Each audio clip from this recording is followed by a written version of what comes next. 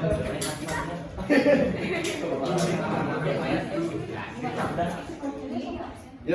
yuk. Pangangeliuma. Oh, Swastiastu. Perkenalkan, kami dari kelompok 9 akan melakukan proyek fluidostatis dengan hukum Archimedes dengan menggunakan kapal selam sederhana dari botol aqua. Sebelum itu, perkenalkan, nama saya Kade Putri Handayani, nomor absen 27. Saya Desa Fajar Adelia, nomor absen 7. Saya Kadelia Sinduani, nomor absen 31. Saya Surya Dorowan, nomor absen 21. Jadi di sini teman saya akan menjelaskan latar belakang dari laporan kami. Baik, latar belakang fluida adalah yang dapat mengalir. Kata fluida mencakup zat cair dan gas karena kedua zat ini dapat mengalir. Sebaliknya, batu dan benda-benda keras atau seluruh zat padat tidak digolongkan ke dalam fluida karena tidak bisa mengalir. Fluida merupakan salah satu aspek yang penting dalam kehidupan sehari-hari. Setiap hari manusia menghirupnya, meminumnya, terapung atau tenggelam di dalamnya. Setiap hari pesawat udara terbang melaluinya dan kapal laut mengapung di atasnya. Demikian juga kapal selam dapat mengapung atau melayang di dalamnya. Air yang diminum adalah udara yang dihirup juga bersirkulasi di dalam tubuh manusia setiap saat meskipun sering tidak disadari. Cairan adalah salah satu jenis fluida yang mempunyai kerapatan mendekati zat padat.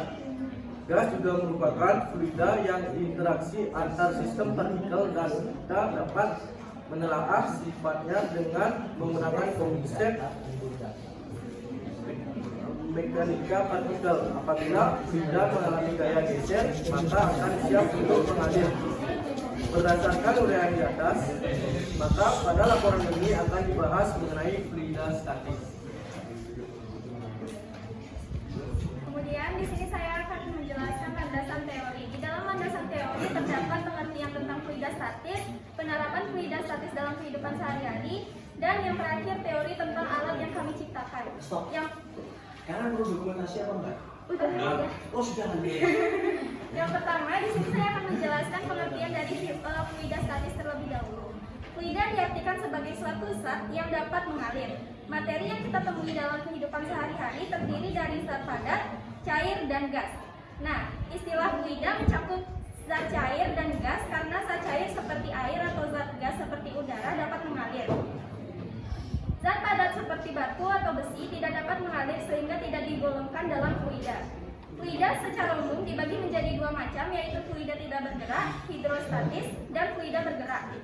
Kemudian selanjutnya penerapan fluida statis dalam kehidupan sehari-hari, yaitu dapat digunakan dalam pembuatan dongkrak hidrolik, pompa hidrolik, hidrometer, kapal laut, dan yang terakhir kapal selam. Teori tentang alat yang kami ciptakan yaitu ketika kapal selam sederhana harus menyelam, botol plastik diisi dengan air. Hal ini membuat massa jenis air yang dimasukkan ke dalam botol plastik lebih besar dari massa jenis udara di dalam botol plastik sehingga kapal selam sederhana menjadi berat dan tenggelam. Hukum Archimedes menyatakan bahwa sebuah benda yang tercelup sebagian atau seluruh ke dalam zat cair akan mengalami gaya ke atas yang besarnya sama dengan berat zat cair yang dipindahkan. Sehingga ketika kapal selam sederhana ingin naik ke permukaan air di dalam botol plastik, ditiup sehingga keluar dari botol plastik dan diisi dengan udara.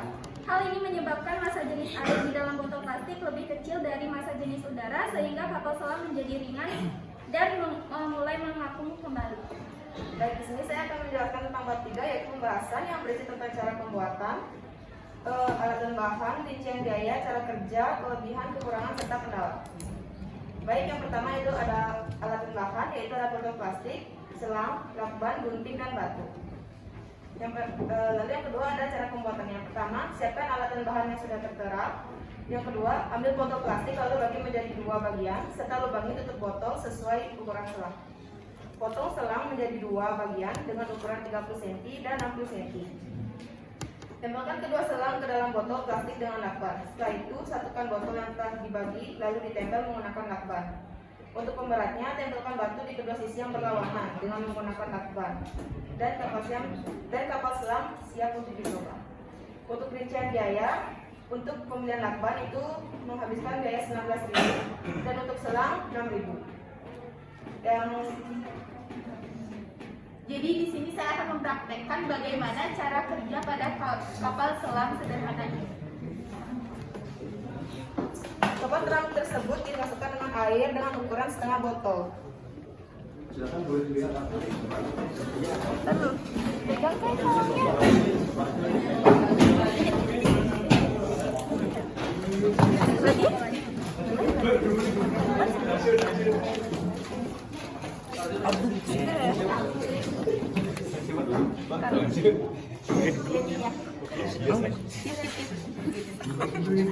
Itu lo masih ngapain? Apa ini? Oh, kan dia.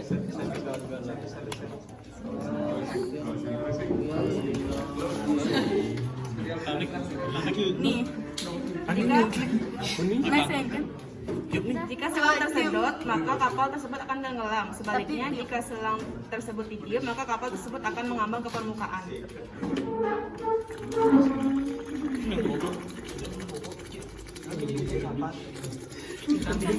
Diam sampai ngambang.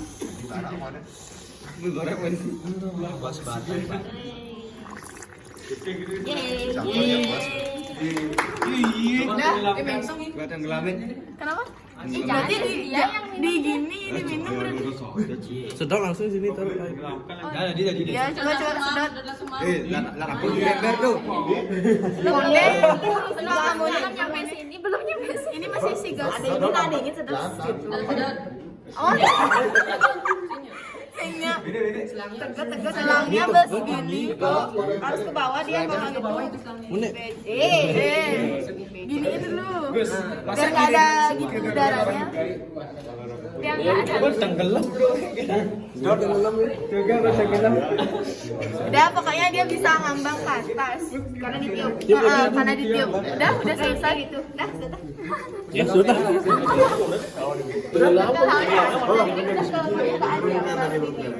Oke, berikan aplaus untuk kelompok.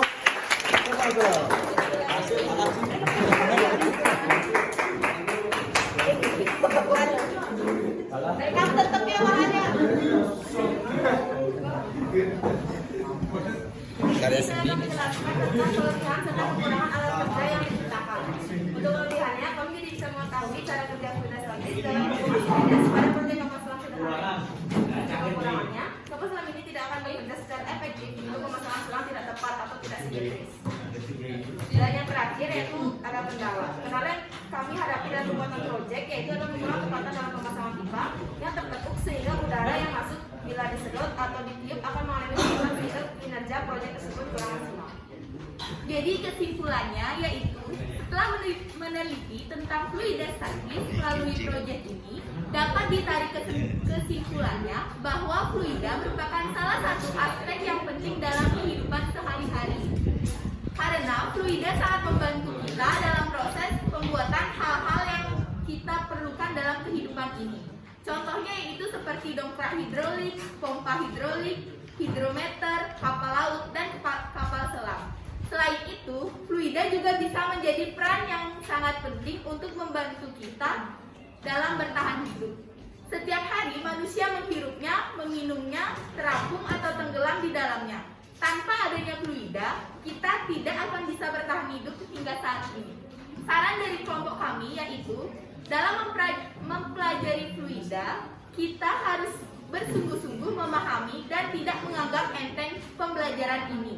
Karena dengan mempelajari ini, kita juga mempelajari salah satu sifat fisika yang terjadi di sekitar tempat tinggal hidup kita. Baik, sekian dari presentasi kami. Kami akan membuka sesi tanya jawab dan kami akan membatasinya 3 orang penanya.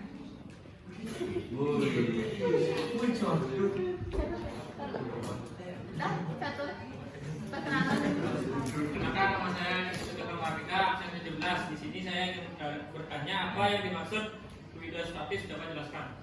Terima kasih. Baik, di sini saya akan menjawab pertanyaan dari catur.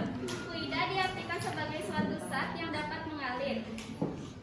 Materi yang kita temui dalam kehidupan sehari-hari terdiri dari zat padat, cair, dan gas.